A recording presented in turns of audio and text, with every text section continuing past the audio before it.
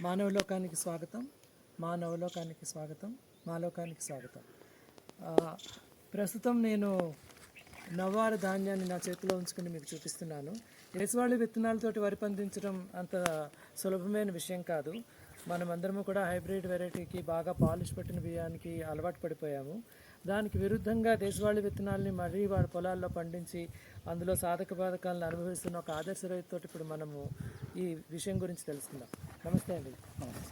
మీ పేరు, మీ పరిచయం చెప్తారా? నా పేరు మొహమ్మద్ సలీం సార్, లింగన్పల్లి దోమ mandal, Vikarabad district sir. Okay, ఇప్పుడు మనము నవార ధాన్యాన్ని చూస్తున్నాము.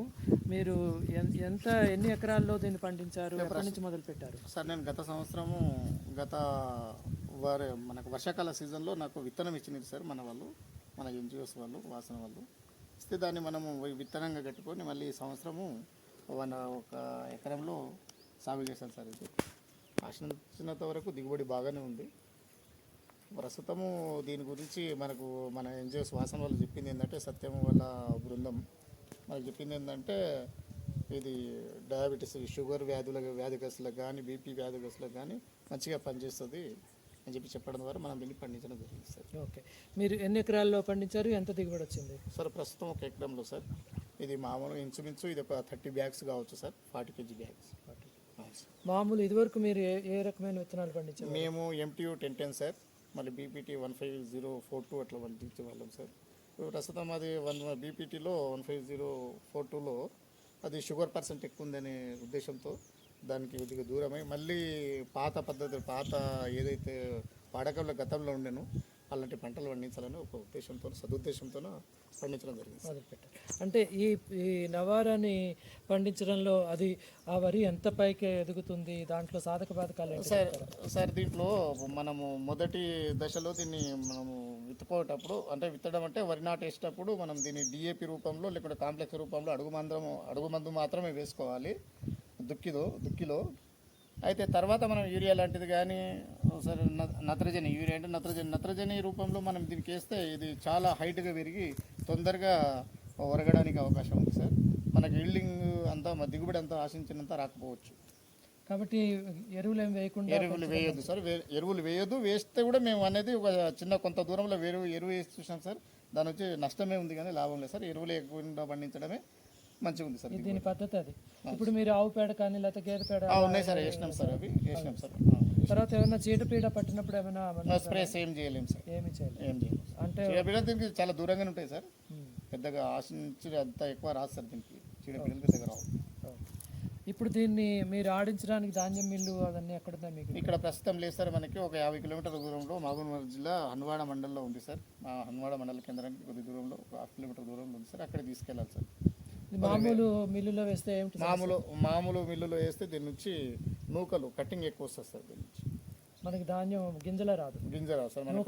మనం ఏదైతే అనుకుంటున్నామో వరి గింజ మాత్రం రాదు. వరి గింజలో మనం దేనికైతే సంబంధించి ఎంత అయితే రావాలో అంత రాదు సార్. మనకి నూకలు ఎక్కువ వచ్చే అవకాశం ఉంది ప్రస్తుతం ఉన్న మిల్లలో వేస్తే. మీరు గత సంవత్సరం కూడా పండించారు కదా, అప్పుడు పండిన నవార ధాన్యాన్ని చేసినాం సార్. అది తీసుకెళ్ళి లోకల్ మిల్లు వేసినాం సార్. లోకల్ మిల్లు వేస్తే దాని నుంచి మాకు అనుభవ పాఠాలు నేర్చుకున్నాం సార్. కటింగే వచ్చింది, అంత నూకలు అయిపోయింది సార్.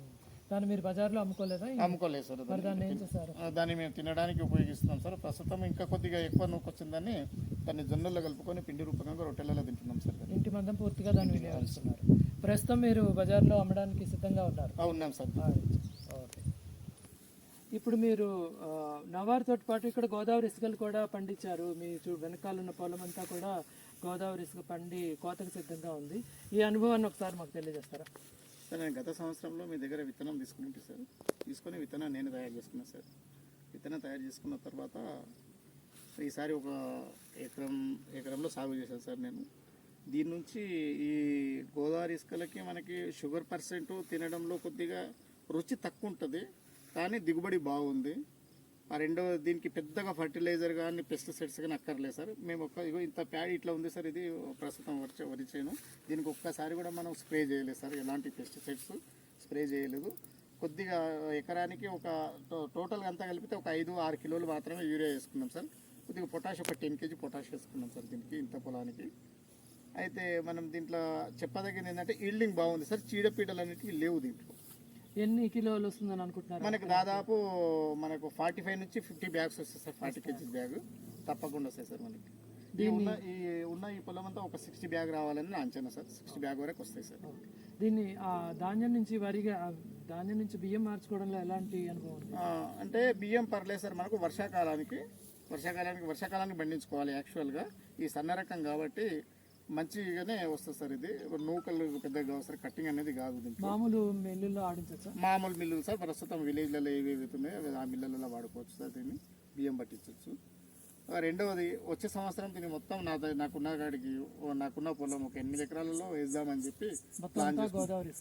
గోదావరి ఇసుకలు సార్. దీన్ని బజార్లో అమ్మడానికి ఏమైనా దీని నుంచి సమస్యలు దీని నుంచే పెద్దగా లేవు సార్. సన్న రకం కాబట్టి మార్కెట్ ఎంతో ఉంటుంది సార్ దీనికి. సరే ఒక 100 రూపాయలు అట్టి టన్ను కూడా దీనికి మార్కెటింగ్ ఉంటుంది సార్. మనకి నవారదే ప్రాబ్లం. పాత విత్తనాలతో వ్యవసాయం చేసే సలీం లాంటి రైతులకి మంచి అనుభవాలే ఉన్నాయి.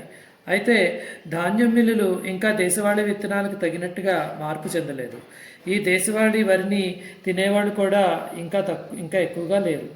ఈ సమస్యలు కూడా రైతులు త్వరలోనే అధిగమిస్తారని ఆశిద్దాం. ఈ విషయంలో మీ పాత్ర కూడా ఎంతో ముఖ్యమైనది.